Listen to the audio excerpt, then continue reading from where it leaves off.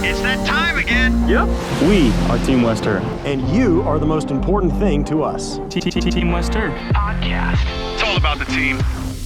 Welcome into another exciting edition of the Team Wester podcast. I'm Clay Moden with Brad Gelber. And our special guest today, former Buffalo receiver Stevie Johnson. Welcome back, Stevie. It's good to be here. It's good to be on with you all. Lots to talk about, of course, with you. But first and foremost, what I thought was really cool and unique, you've got a children's book out. Can Indeed. you tell us a little bit about that? Yeah, so our children's books, we like to call them Spark books. Me and my partner Charlie and Zach McCabe, we came together to create something that we can use to help the kids, you know, mentally and physically. In a sense, the main thing about our Spark books is overcoming obstacles and, you know, finding support within yourself and friends and family in the community. So right now we're on our third book and we got many more to come, you know, in 2024. And I know we'll dive into that a little bit later in terms of a little more in depth, and we might have a special guest coming up as well. Indeed. But, you know, Stevie Johnson, like, it's a name I think most Buffalo fans know. You have a really interesting story, which I'm excited to talk to you about today. But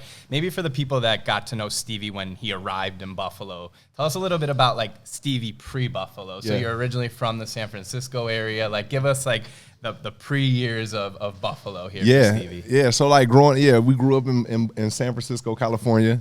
You know, it was one of those things where it's like you got to think about what you're going to do. You know, I was in San Francisco, it was fast life, fast paced. You know, a lot going on. Sports was the main thing for me. My parents introduced me to football and basketball, and I used to watch athletes on TV. I want to be like them, you know. I want to be in that position. I want to be able to do things like that. So that was my main focus. I was just locked in on sports, and I'm so thankful that I had that guidance, you know, to put me in that sports world. I wasn't a talkative guy really out there. I was just locked in on doing my thing, and each step that I took, you know, I was learning things, learning how to network with people, how to socialize. Learning how to be self-confident, you know, a lot of things that we put in our children's books, things that I had to do to get to where I am now, you know, because you kind of got to have that mental toughness to make it on these levels. It don't just happen, you know. And it's not a perfect life, you know. They might think it is. They might think it's perfection going from San Francisco. You went to junior college and everything was sweet. No, it was tough times, you know. But that dedication and that will to get to the next level, it helped me to, you know, be a Buffalo Bill, a Buffalo legend in a sense. You see a lot of players who come up through high school and college who may have extreme talent, but they may lack exactly what you just said, the confidence or even like that thought to take it to the next level. Indeed. And you go through the thing is you go through a lot of failures, you know, before you actually become, like, you know, successful in a sense. And that's when like the support system. So my wife is here. She was heavy in as far as supporting me through things like little things like not passing the class. I didn't pass the class. I had to go to junior college, and I thought it was over with. I wouldn't make it to the NFL. You know, I didn't even know what junior college was there.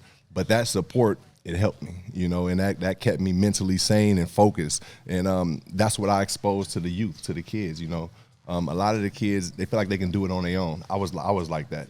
But really, we all need partners. You know, we all need somebody else to help us in certain times. And so I exposed that, like the relationship you have with your mate, or simply just your friends. If you don't have a relationship partner, your friends can also be that support system and take advantage of it. They got to take advantage of it. It's okay to ask for help. You know. What's it like to see that transition from a junior college? And I think the next step was Kentucky. Yeah. Kentucky, yeah. So how do you pick that school, and how's that transition go? Yeah, so junior college, everybody's trying to get out of junior college. Everybody's trying to get out of there. I was just so look. We had a season. I did pretty good, and then I got an invite from Coach Carragher, and you know, Kentucky was the school that I ended up choosing. But once I got to Kentucky from junior college, I didn't play right away, you know. And I like to tell a lot of the kids that also, because they tend to quit. They tend to stop when they get that year of, I got to sit on the bench for a year. Like, I'm supposed to be so and so and this and that, but they don't understand it's a process. It's politics also that's involved. I ran into that, And I was ready to stop or whatnot, but once again, that support system that I had with my wife being out there, it just kept me focused to keep working, just keep working. And and then when I got on the field in Kentucky, then things blew up. But you gotta stay locked in and stay focused during those down times. It was things I had to learn, such as, this is a good one, watching film. You know, a lot of us athletes, especially coming where I come from, you get out, you go outside and you just play and you learn the game and you feel like you're good. You don't have to watch film. You don't have to eat right. You don't have to go work out. You just show up. Kentucky taught me a lot. The players at Kentucky taught me a lot. Dickie Lyons, Keenan Burton, Demario Ford, Andre Woodson. They taught me how to be a pro before I was a pro, in a sense. So when I got here to Buffalo, I was locked into the film room, body work, hot, cold, ice, hot, cold, the water taking care of your body. I was already prepared for that, so I didn't have to learn it as I was here. And some kids and players get behind the ball when they don't know that. So I try to go out and expose all of the things that I've been through so that they can be prepared when it's daytime. And something you mentioned too, I thought was interesting, was just about the whole tendency to like want to quit or go somewhere else if you have to sit on the bench.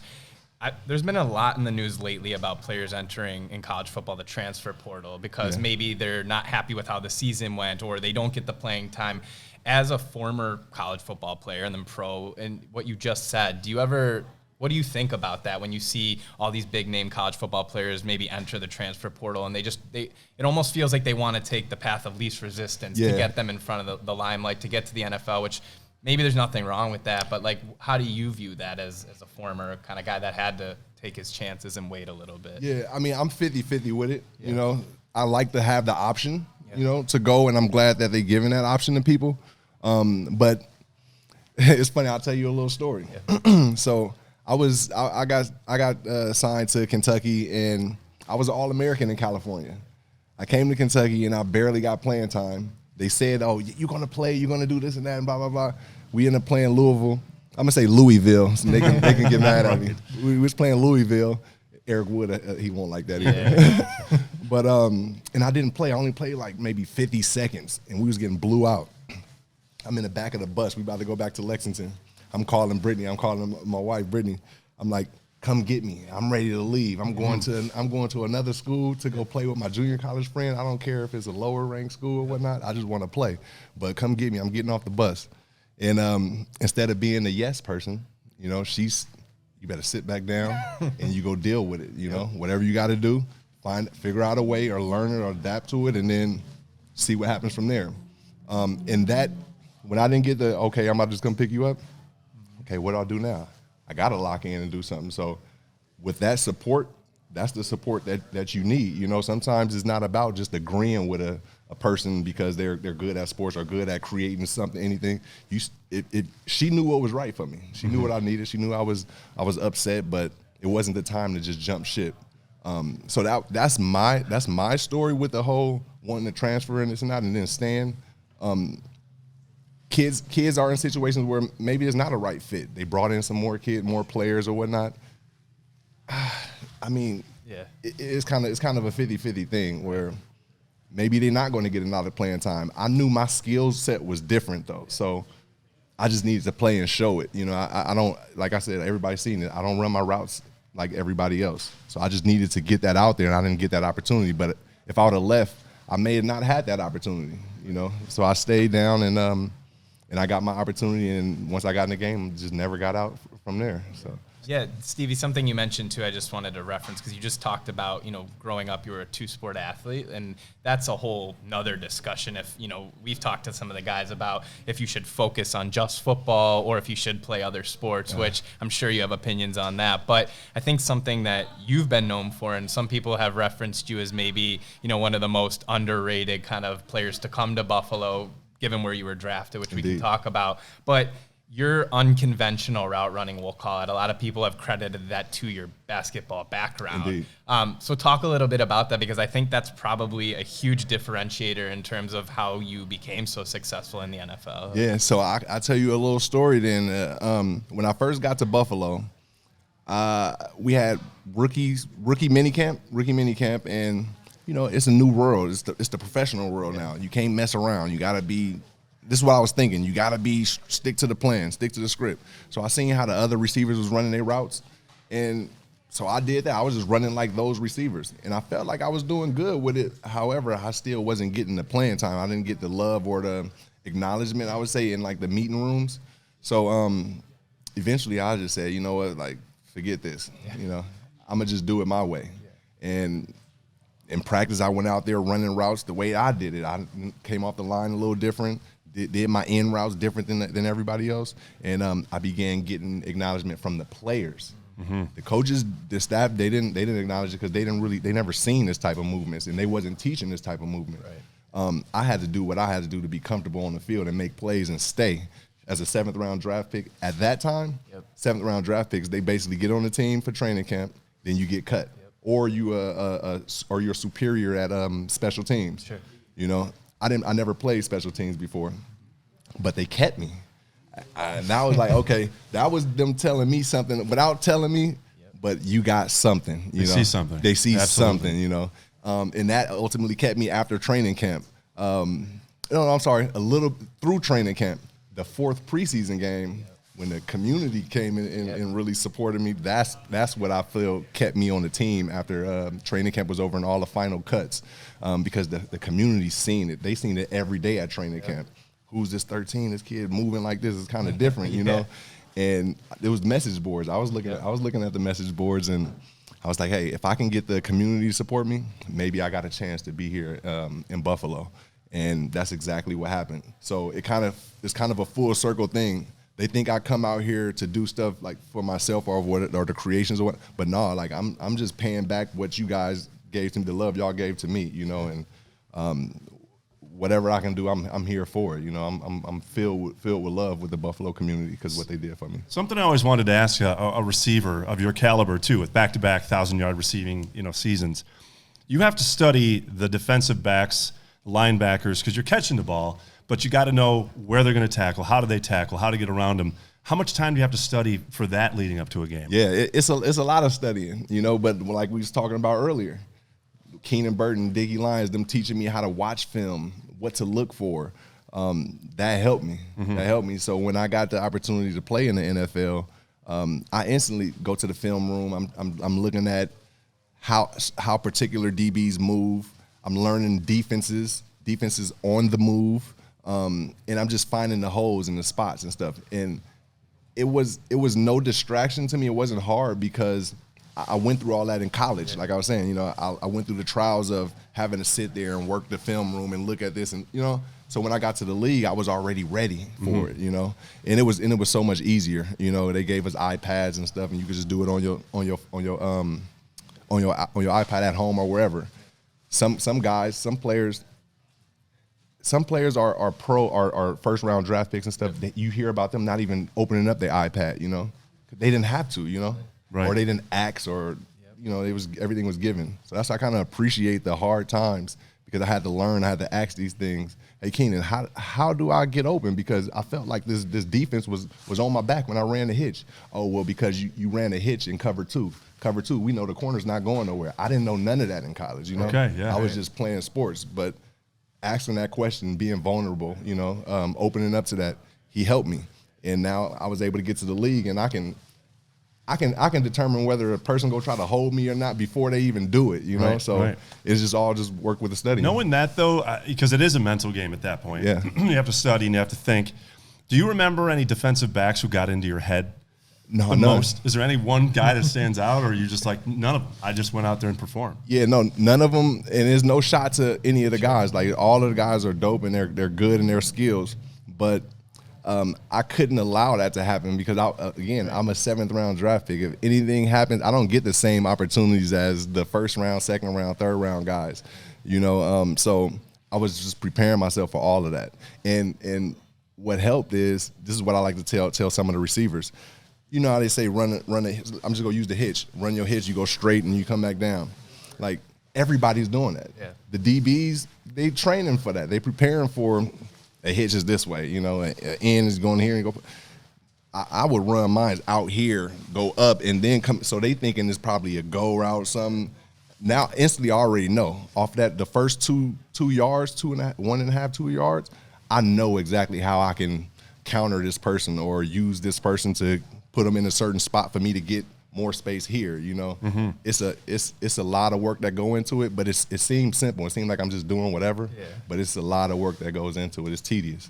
And you said, you know, I think something you've referenced a lot is kind of like mental fortitude, like being mentally strong and like through the hard times, like you've talked about, like you had to go to junior college, then you got your chance at Kentucky, but you didn't play right away. And you get drafted, but it's in the 7th round. So you're constantly proving yourself over and over versus maybe a guy who just walked in D1 full scholarship and then he's first round pick. Like there's a different kind of, I think, you know, mental toughness you've talked about. Indeed. So when you did get drafted, I think, like you said, 7th round by the Bills, and you're coming to Buffalo. What did you know about Buffalo? And, you know, so I think you've talked about it, or the guys have talked about it. You came in an era where the team was really struggling. So there wasn't a lot of success on the field. And I think you provided a spark to the fans because, like, they didn't necessarily have maybe the wins on the field at the time, but, like, you gave them something to get excited about. So, like, how did that all come to be? Like, before, what did you think about Buffalo? And then you got here, you had to work hard, but then the fans embraced you. There's a lot to get to with that. Yeah, for sure. I love that you said I was that spark, because I like to use that word. You know, I like to spark the mind of people, not only on the field. We'll get to that later, but yeah, I'm providing that spark. So getting to Buffalo, what did I know about it, the draft and all that? All I knew was Thurman Thomas with the one bar here and there. So, you know, when Pop Warner, we all dang near started off with that face match. You got the Thurman Thomas, let's go. Yeah, okay. Yeah. So I knew about Thurman. I knew about Reed, Kelly, Don Beebe. That's what I knew. The blue, I love the blue, you know. I didn't know about records and none of that stuff. You know, it was just those guys that I knew about. But when I got selected to the Bills, it was no where is Buffalo? It was no, oh, it's cold. It was none of that. It was, oh, this team didn't win or something. It was none of that. It was I'm ready to run through the wall, whatever. Coach Bobby April called me up. Hey Stevie, well, he didn't say Stevie. He was the Steve at the time. And hey, you ready to be a Buffalo? Yes, Coach. Anything you need me to do, I'm ready. I'm ready for it. So I already had that passion. Like, you guys gave me an opportunity, I'm ready to do whatever for you. You know, so my mindset was locked in to Buffalo, regardless of how the team was doing. And then when I got here, obviously we talk about training camps and things like that. The support from the community. Like I said, the message boards, we used to see it. I used to see it.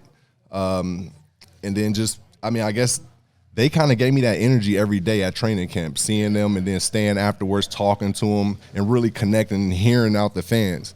I don't know if other guys was doing that or if they was really paying attention to that, but right then and there, I knew that this may be my opportunity to utilize something other than like the coaches or what I'm doing or what I did in the past to get here, to stay on this team. It was that support system with those fans. So yeah, I just made a decision. Like, when I get to make a play on the field, I'm going to acknowledge the fans. I'm going to acknowledge the fans. Nobody did it. Yeah. It was like a couple games where we don't dress out. Some of the rookies don't dress out, and I seen players making plays, and they literally make the plays, a big first down or a big play, and then they just go and went right back to the huddle. Right. And I was looking around like, dang, they ready to wow. Yeah. And I look back at the player, and the player just going back. Yep. I'm like, I already know what I'm gonna do when I get in. Yeah. Made a play. You guys probably seen and heard the story. I was talking with Tasker. Yep. And I acknowledged the fans, and that's what I think. That's it. That's what kept me on the team. You know. But it's unique because you came from a place, I think, where you were looking for ways to stick on the team. Whereas some guys, I think, it's like they talk actively about, they almost try to block everything else out. Yeah. So I think it's so cool that you were actively thinking like, okay, I want to acknowledge the people here, because I don't think it's a slight against other guys. Maybe it's just a different way they work or whatever. Exactly, yeah. But for you, like, it worked, and I think, like, if you can become a fan favorite, like, why not? Like, that's especially in a town like Buffalo where they take football as seriously as they do. Like, you actively thinking about that, I think, is one of, like, the coolest things I've heard from a player. And like I said, like, from earlier when I was saying I would watch TV and see athletes on TV, but I never seen them in the community. Right. I never got to physically meet those people that was on TV and see how they sounded, how they move, how they talk. So I said, when I get this was as a kid, if I get an opportunity to play, I'm gonna be out there with them so that the kids can, see and get comfortable with this type of person or figure. And I got the opportunity when the Bills called me. I was excited because I know that was just the first step of what can possibly be. And now look at us, we here doing things like this, and being in the community, and I'm in the community, and I didn't even feel the goal that I needed to break the drought. Sure. It'd be hurting me, but it's like for them to still have this love, it's like it must be more than football, Right. So my whole academies, my exposure academies and mentorships it starts with sports because that's the icebreaker to get them and communicate and connect, but it's more than sports. We teaching life skills and resources for them after the game because everybody won't make it. Sounds like you still have a really strong energy for Buffalo and Western New York. Yeah, and absolutely. Bills or Buffalo fans, nationwide. Absolutely. Without this area, without Western New York, I'd just be another player. I felt like, I'd be another player. Like I said, look at it. Like I didn't even break the drought. I didn't do as good as half the people. You know what I mean? But it's kind of beloved still. And I just credit them. So I don't stress off the 5-hour, 6-hour flights. I don't stress off none of that. I just know I know we got a vision and we sparking minds out here in Western New York, and it's the least I can do for what they gave to me. I'm in California. We'll talk more about this a little bit later, and then we can connect those dots on that. Yeah. Did you ever think a statement like "Why so serious" or one tweet could go so far? No. Even 12 years later. No, not at all. Not at all. Remember, like social media wasn't popping like that back then. I just thought it was a cool tool I can use to do, like I said, I want to connect people with those guys on TV so they can see exactly how they fit, how we feel, how we think, all of that. So I say, oh, Twitter is out? Cool, okay. I can really let them know how I'm feeling. Right. So I'll go straight to to my low point when the Pittsburgh game happened, and I put the tweet out. Like it's not like I'm back there looking at the Twitter and this and that. It was more of a, okay, this was a bad thing that happened. Just like the good things that happened, I went out there and I posted something, let them know, okay, boom. I went out there and I wrote this is how I'm feeling. And then I just put the phone and it was gone, and that was it. I didn't think actually like it was gonna blow up or nothing like that. Right. Y'all know I'm just telling you how I feel. This is me. Right. And Buffalo understood that, just the world outside, they didn't understand it. Yeah. So again, that's what my love is for Buffalo, because they get me in a sense. So I had no idea it was gonna blow up like that. I had no idea the Why So Serious was gonna blow up like that. I was going through a lot of things at that time. Getting fined, wanting to do things my way. Coach is telling me I have to do it this way. It's like it's working though. Like, why so serious? I wanted to why so serious to everybody, to the league for finding me, to the coaches for telling me I can't. Like, bro, like, come on now. Yeah. So I want to ask you this just because I was looking when I knew you were going to come on the podcast. I wanted to do a little bit of background on this. So I did look at the Why So Serious thing, and some people reference it that it was a slight at Terrell Owens and those guys because they called themselves Batman and Robin at the time, and that's a Heath Ledger Joker reference to Why So Serious. So is that true, or is it still part of it, like that whole thing too? The cool thing about it is it's a lot of things that flowed in there. It was me getting in trouble. It was me getting in trouble with the league, with the team, me running my routes different, people telling me I can't, it was a lot of little stuff. And then when I walked into the facility in Cincinnati, they had magazines with Chad Ochocinco and Terrell Owens, and they had Batmobile in the back, and it was just perfect. It was just perfect. Even Dark Knight was coming out around that time too. It was wild. I didn't even know. So they asked me who the Catwoman. I didn't know. I was just acting like I was just pretending like I knew. So it had really no reference to the movie. Yeah. But to the whole Joker, Batman, and Robin thing, it was to that. But it was a lot of things combined in that, and that's kind of what make it special, Right, and something else I think you kind of became known for, which now it's really cool to hear that you did it really for the fans, was your celebrations. Like those kind of became your trademark thing. But did you ever, and maybe not because you kind of have to sometimes, I think, just be true to yourself, but did you ever worry that it came across as maybe being like selfish in a sense, like the spotlight was always on you and not the teammates and stuff? Because I think sometimes people maybe took it the wrong way. If they didn't know you or they weren't a Buffalo fan, a different team's fan, like, oh man, here he goes again, another celebration. Like, did that ever cross your mind, or were you just like, I gotta be me and honor the fans with what they love? This stuff, it's fun. Like, that's fun. Excellent question. Way to bring that up too. And like, I did get to that point a little later on. You know, it was amongst that Why So Serious time. Yep. And like maybe a few games after that, maybe a few games after that, and I started thinking like, you know, it's like they getting on me every week. It started getting to me, you know, where the fun kind of start leaving because like I'm not doing anything that's disrespectful with the celebrations, yet I'm still getting in trouble and having to pay these fines for stuff like saying Happy New Year to somebody. You know what I mean? Like it started getting to a point where I didn't have fun, you know what I'm saying? And that's why I love the game now. Like, they've evolved and allow players to have fun and do these type of things. And I think that's what it should be. If you're not being disrespectful, let it go. Why so serious, right? Why so serious? That being said, though, the taunting things come up once in a while, too. You've seen players like Josh Allen get called out on it, flagged. Which was a bad one. That was a bad I one. don't understand, because at the end of the day, it's an entertainment industry. Right. You've proven that. Right. So the taunting thing, to me, it's like, I mean, I know there's sportsman issues, but it is the NFL. Yeah. It's an entertainment league. Precisely. That's how I felt when I came in. Like, hey, we here to entertain. You see all these people in the stands, like they want to be entertained. Right. And like I said, if you're not doing nothing disrespectful at a person, probably the most disrespectful thing I did was with the Plaxico. But I would have never done that if he wasn't playing. Right. You know, he was back in the NFL, making money, scoring touchdowns. Let's have some fun. Jets Bills thing. Let's have some fun with it. But that got blown out of proportion. And you know, maybe I wasn't thinking all the way clear with it, but I'm thinking as a fan. You know, I mean, thinking as a fan playing. Sure. You know, what do we want to see with this? This is a rivalry. You know, they got this happened in the news. It was a big story. Yep. And not only was it a big story, he went to prison and he came back and he got to play again. You know, so let's have some fun. Let's play. Yeah.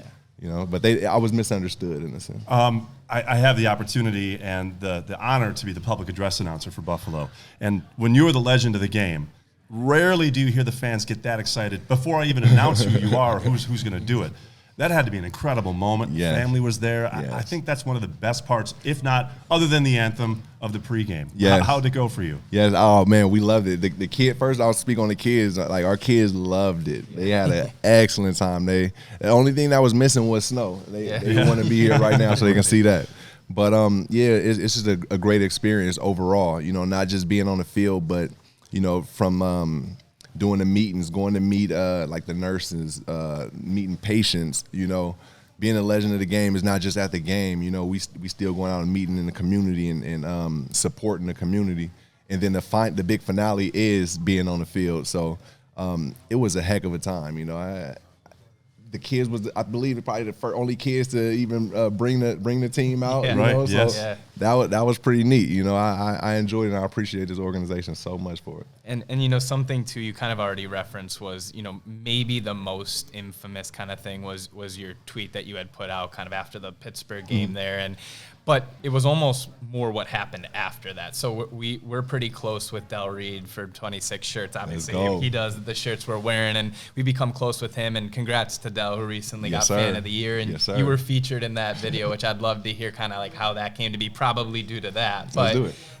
It's really interesting that Bills Mafia as a moniker, as a thing, kind of formed from that tweet because of the guys kind of ragging on Adam Schefter for being late on the news, and then that spiraled into this fan community, which Dal and the guys were part of, which kind of built Bills Mafia. Absolutely. But looking back on that, what you see now with Bills Mafia, it's literally part of what the team uses, is what every player uses. It's become a recruiting device. It's what we say in Buffalo here. To know you played some part in that, is that kind of surreal? Like it's gonna last forever, probably. Yeah, it's special. You know, it takes me back to when me and my lady was sleeping on the couch when all those rounds went by, and then that 7th round came, and I got the call from Buffalo, and I was super excited for that. It's just surreal, like as if it was supposed to happen. You know, and then I'll just fast forward. And then going with that Bills Mafia name, Yep. it wasn't always appreciated. You know what I'm saying? Like it had that stigma of mafia being bad, like gangster type thing. Yep. But when that situation happened with Pittsburgh and they seen the love and how people came together and he emphasized mafia as family, and he's one of ours, so we go take care of him. I think that's where, okay, this Bills Mafia is no negative stigma. They a solid clan out there, and I appreciate Dale and the team so much because they didn't have to do that. Sure. You know, they didn't have to. The community didn't have to back them, but guys did, and you know, it uplifted me because I was down. I was low. I felt like I let everybody down. I don't want to let nobody down. And when he picked me up, him and the squad picked me up. Hey, let's go. I'm ready to run through walls again. Let's get it.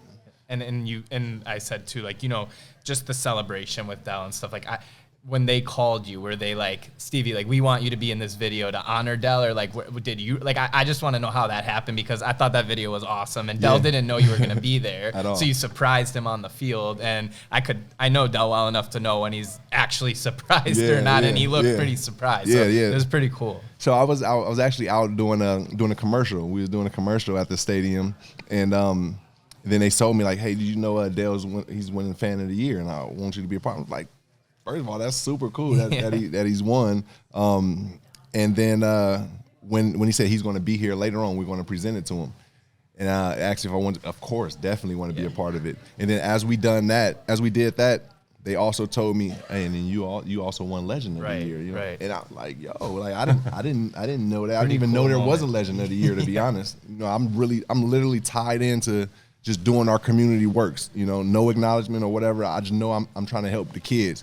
I got my partners out here, and we'll talk more later on, but that was my focus. I didn't know nothing about the awards and things like that. So for Dale to get it, I thought it was cool. And like, of course, you know, he does everything for the community, makes the shirts, donations, like he's a stand-up. But then when I got it, it was like both of us. Right. The two guys who the same year. It's super. It's special. It's special, man. And I'm thankful for it. I'm thankful for it all. You know, after football, you've given back so much to the community. Obviously, the books now, the series we'll be talking about, but wheelchair football and high school football. Yes. How do you have time to even sleep or have family time? How does that go? Yeah. Oh, I mean, I got all the time because it's easy because everything that I'm doing is pretty much what I do naturally. You know, being a support system for friends and all that, like. We host people at our house all the time. So being able to be around those people is easy. It's nothing difficult about it. The wheelchair football, that's a connection that I had with my guy, Mr. Wills and One Leg Dave. You know, connecting with them first. I didn't know them as the athletes. I knew them as the people first. You know. Okay. And then they told me, hey, come out to our practice. We do wheelchair. Oh yeah, for sure. I'm out here, so let me go see what it do. And just that little bit is what drives these connections and stuff. And I went there to check out the team, and it was sweet. We seen Wes Herr all over the wheelchairs, and they told me like what Wes Herr did as far as donating the wheelchairs, the athletic wheelchairs. And I just thought it was super cool. Like, man, like I want to do stuff like that. You know what I'm saying? I want to be able to help and provide people like that. But that's how that connection came about. And Scott Beeler's obviously our CEO president, super active in the community. We kind of formed this West Her Cares initiative, which is our community endeavor to give back and things like that. So I think that's where the wheelchair donation came from. But I think what's cool is because I saw you posting on social media about it, like live streaming it or post something. And like, it's not just like going to this in the sense of like, oh, it's charity because these guys are in wheelchairs. It's like you get there and they're like, pretty damn good athletes. They're good, yeah. Some are Olympians. Yep. You know, these guys and girls. Yep. You know, this is a co-ed team. They're awesome people. They're awesome people. I did more with them. So like we done like events, just hanging out, popping up to their areas, their work, just hanging out and chilling in their community and out in Lewiston area for some. But yeah, like I said, it's more than sports with them. Yep. You know, it's more than sports, and to see them playing wheelchair football. It was something that hit me because it's like I grew up wanting to play in the NFL. They didn't have this passion to play sports. You know, they didn't say, oh, I'm gonna be in a wheelchair and they was doing something else, and then they had to adjust and shift their life, and then they still living with a smile on their face every day, and it's just inspiring, you know, to be around and be a part of. So I wanted to expose that to my social media community and see. hey, look, come out, because it's free. It's free to come out and watch them practice and watch them play down at the, I think it's Canal Side area. Yeah. Yep. And, like it's some cool people. And I like to include everybody, and that's a big thing. The wheelchair football, all of the sports. And just I don't know, connecting with those people is something more special than just doing work or like you said, charity work. Right. We include everybody. Whether you disabled, you got a disability, or not. And that kind of started with my guy Charlie. We was doing book readings, and then we kind of, there's kids that's in the hospital that can't come to our book reading, so let's go there, or let's incorporate them in our next sets of books. We want to include it all. So we still got work to do. Before we bring in our next guest here in a few minutes, how about the state of current Buffalo football? Josh Allen, Stephon Diggs. Obviously, Buffalo fans hoping for some kind of playoff hopeful here. What are your thoughts on the current status? And I just feel like we strap up. Let's strap up because we got 5 games left. I think of course the boys understand. You guys basically got to win out. If you do lose one, it's that NFC team. I believe it's Dallas is our only NFC team. Obviously, we want to beat them. I think we're going to beat them. But hey, strap up. We got 5 games to enjoy this team. Go balls to the wall. Is there something to be said for bad luck? I mean, obviously officiating's one thing, and poor performance maybe occasionally. But how much of it is luck? I don't know. Like luck is one of them things. Like you can't really account for it. It just seems like at this point, like some of those things, like always happens. A second away from this happening. I mean, right now I can't really think of nothing to say about the luck thing. It's just that's just how I be playing out. Like Pittsburgh, damn, like you super wide open, ball right there. Then it just happened. This seemed like one of them luck things. Like when does that happen? But those things happen, and that's one thing that I like to acknowledge and expose too. Like, hey, tough times do happen, but you gotta be tough also and get through it. One thing too, I wanted to ask you in terms of talking about current Buffalo football and things like that. I don't know how well you know a guy like Steph Diggs, and if you've gotten a chance to get to know him at all, but in a similar sense to kind of how maybe you were under some scrutiny, it seems like every time he does anything, he's kind of criticized for good or bad, and people in Buffalo love him and they've embraced him too. But do you kind of ever look at some of the current players, whether it's Diggs or another guy, and say not feel bad for him, but understand maybe kind of what they're going through, because you went through a similar thing, and so kind of have you talked to him ever about it, or kind of what are your thoughts on some of that sort of stuff? We never talked about. We never talked as far as how to get through this type of thing, because they know they prepare for that. It's just more of a support thing. Stick to it. Stay solid. Stay focused, and keep it going. You the man, basically. I like to tell them, hey, show them how a yellow jacket move. You future Hall of Fame. You feel me? So I just like to do the positive stuff. I don't even talk to them about none of those the outside things, because that's a part of it though. They got to have a story, and especially a guy like Diggs, he don't really open up too much about things, so you got to dig a little bit, quote unquote.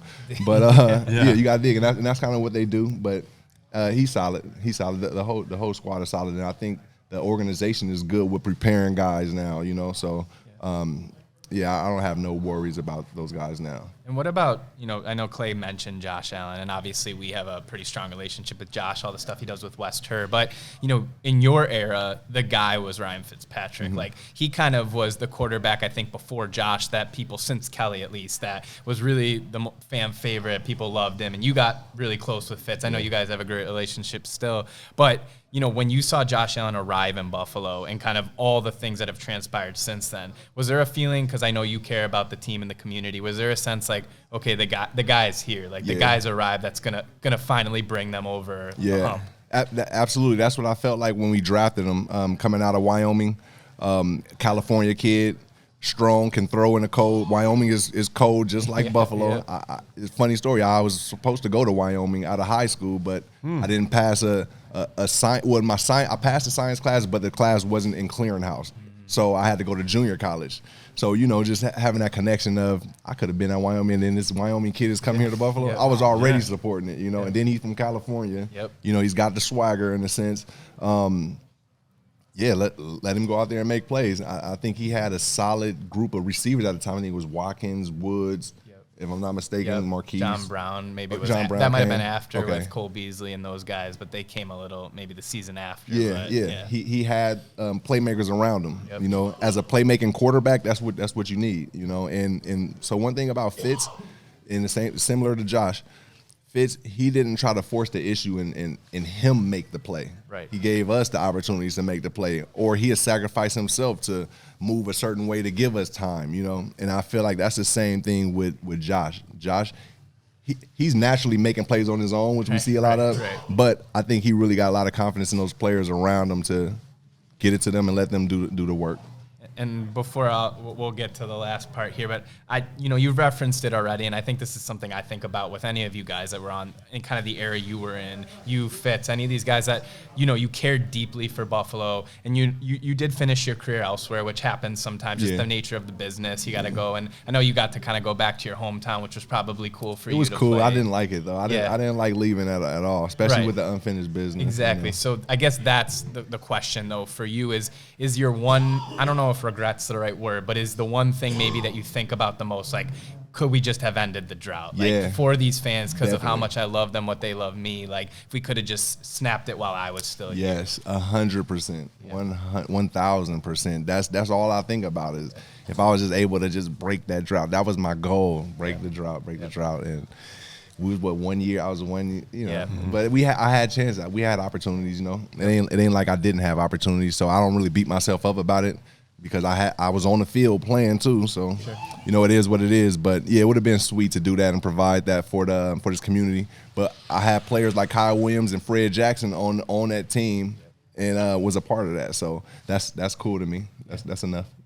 Stevie Johnson is our guest on the Team Western podcast. Going to take a quick break, come back with a special guest, and there's more about this exciting project with children's books and Stevie Johnson coming up next.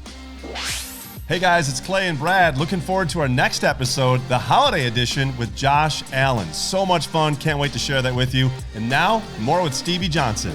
And just joining us here at the Team Western podcast, actually a co-author on the project that Stevie's been working on. It's Charlie Roberts. Charlie, thanks for being here today. Hey, thanks for having me. What is the connection? How did you guys meet? And tell us about the project. Gosh, well, like all good things, we met because of a great IPA. Very Buffalo of you. Yep. Stevie was doing an event up at my favorite brewery, Brickyard in Lewiston.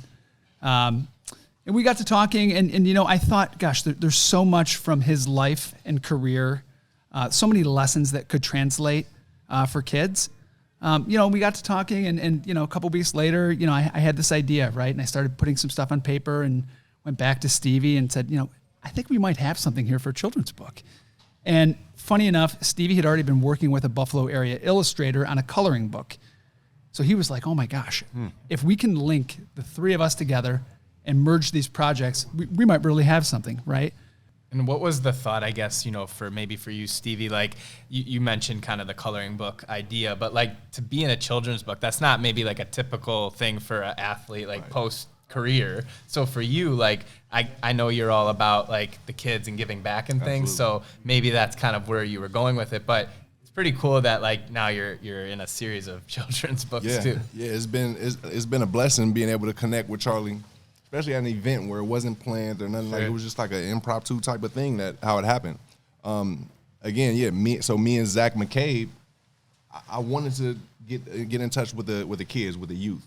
So I love coloring books. I love creating art and things like that. So we started Visions. Visions was our coloring book, telling kids, hey, I can be, and then each page was a profession that they can be, So that's where it started. And then when Charlie came at the Brickyard Brewery and said we can create a story, definitely, because that's another way that we can put these messages out to the kids so that they can be prepared for life later on. So it was special. Charlie, what's your background?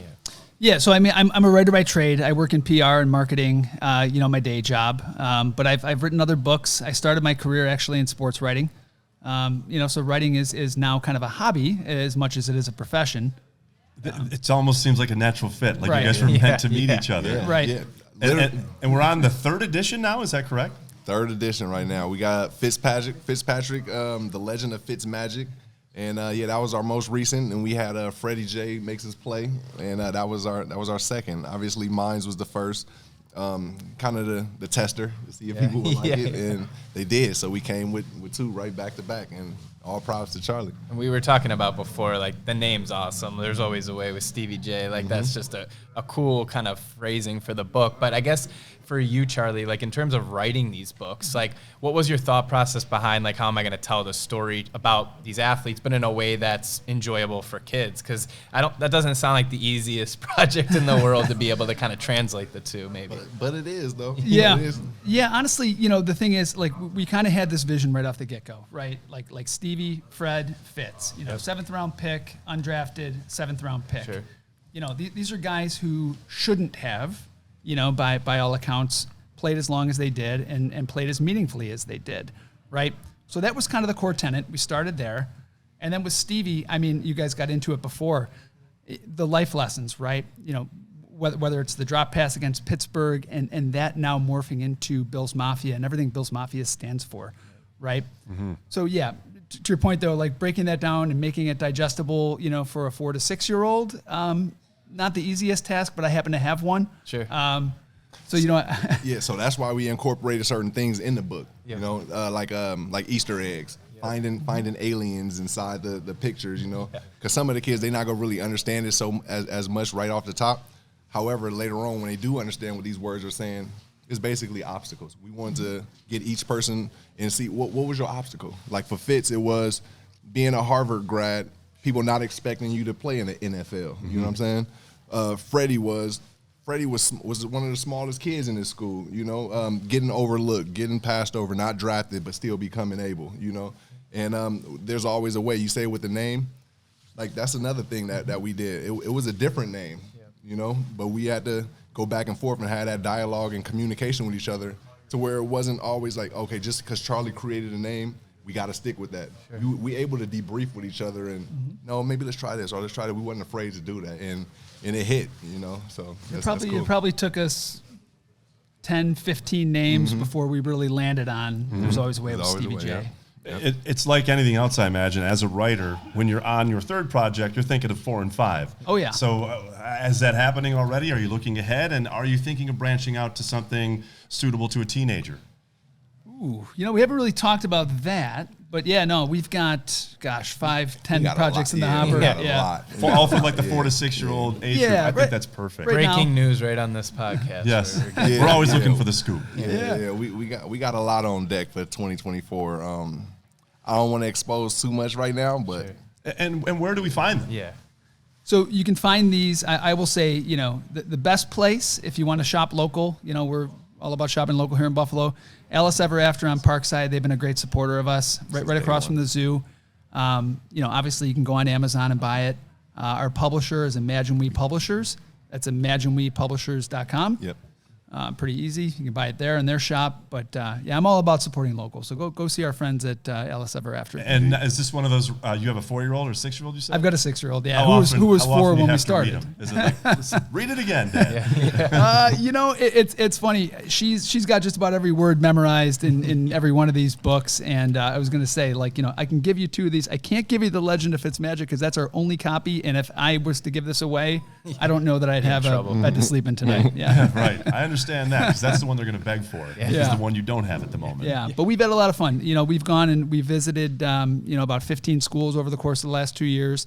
And, of course, my daughter's school was one of them. And, she's now a star there. Now her head's, her head wouldn't imagine. fit around these 3 tables, right? Incredible. Well, something too, you mentioned with just the community and kids and even giving back in that sense is I wanted to hit on kind of your Exposure Academy because that's something you were mentioning in the break there too. So tell us a little bit about that, what that is, and kind of, all these initiatives seem to maybe link up in different ways kind of to who Stevie Johnson is and how you give back. But talk a little bit about that. Yeah, so the Exposure Academy is a life skills resource, like destination symposium is what we do. I got the spark from the NFL, actually, NFL and Fitzpatrick. NFL, they did something called the symposium for guys that get drafted. And they run you through a lot of lessons and teachings and things like that and just prepare you for that life. The only thing about it is you have to be drafted to go to that symposium. So then I'll talk about Fitz. And then Fitz, when I got to the league, Fitz brung all the receivers and running backs out to his house, and he took us to different places and got us working, enjoying each other. And so I wanted to put that together, symposium, and what Fitz did, but do it for everybody. Right. Everybody, not like pros, but junior college kids and high school kids. You know, so we've been going around. We've been at it for 3 years now, and just providing life skills and life lessons through Charlie. Helping with the books, we've had kids learn how to write, how to organize books if they wanted to become authors. I have a partner here, Stevie Johnson, same name as me, everything. Steve Johnson, we call each other twin. He's a fashion designer. What we did, we get kids off the streets and becoming models, or learning how to become a fashion designer, or opening up your business, having a nonprofit or for-profit. You know, so we do a lot within this Exposure Academy. It's not just sport. Yeah, we call it Exposure Academy more than sports. Sure. You know, and it's for a reason. As you see, books, fashion, music, anything. You know, so it's something special to me, and I really love it. I got a passion for, you know, assisting the community. And how do kids or parents find out about it? They're listening or watching today. Where do we send them to get more information on that? Yeah, I mean, they can hit me up on any social. At Stevie Johnson 13 on X, hbhf.stevie on IG. We got hbhfclub.com. They can go in and you can see a lot of what we're doing and things in the past. The YouTube, we got our YouTube of our first 2 seasons. We'll be in Orlando with the Bills backers Orlando, and in East Austin, East Austin Bills backers. They've partnered with us, and we just making steps and trying to help whoever, and anybody can come. You know, we don't cut people off. Obviously, we need X amount of players because we can't take care of everyone. We got only so much. But yeah, first show, they're on. You know, we don't discriminate from anybody because everybody can get the help. You know, and like I said earlier, sports is just the icebreaker. Right. You know, so I get them in through the sports, but then we teach. I introduce them to Charlie, people like Steve-O. You know what I'm saying? We introduce them to everybody that we're all associated with, so that they can learn. Even the podcast, they got to know it's not just you just put a mic in front of somebody and then you start talking about. It's a whole setup and a production, you know, and we expose all that to them. So when it's their time, or when they feel like I'm not gonna get no playing time, I'm gonna quit, you will still be able to start a podcast then, and you can be mentally able or mentally sane in a sense. So. Fantastic. And one thing, you know, you did mention, which I'm glad you brought it up, because that's kind of how I maybe envisioned us wrapping it up, was, you know, HBHF, like Handle Business Has Fun. Like, for people that don't know, like when you were playing, that kind of became like your thing, like, and it's, you know, you've transitioned it. So like, how did that become a thing, and like what kind of transpired from it all? Because like that's kind of Stevie Johnson. Like back when I was watching games and you were like my favorite player, like everyone else, like that was your thing. So actually, I got to give props to my wife. She always say balance. You got to have balance, and I was always so locked in on just work. You got to have some balance, not necessarily have fun or where you reckless or lose, but you got to have some type of fun. However you do, maybe it's just spending time alone and playing a video game or something. But that's a balance that you need, because if you handling your business, just strictly handling business, you know what it is. Hey, too much work, you become stressed out or whatnot. So that was just the balance of me learning responsibility and sacrifice. You know, sometimes we won't have as much fun. That's the sacrifice right there. And you got to get right back to the business. But yeah, responsibility and sacrifice. Handle business is our responsibility, and then having fun, that's the sacrifice. You can do it or not, but that's your choice, you know what I'm saying? And I felt like that was something that I can push as far as a lasting legacy, and what someone else can learn from. And I think it was perfect. HBHF, handle biz, have fun, repeat. Well, guys, thank you so much for your time today. It's been a pleasure meeting you, Charlie. Thank you. Best of luck on the new books and the continuing of the series as well. Thank you very much. Stevie, thank you. No problem. Yeah, thank you. Yeah, and for Brad Gelber, I'm Clay Moden. Look forward to catching up with you again on the Team West Herr podcast.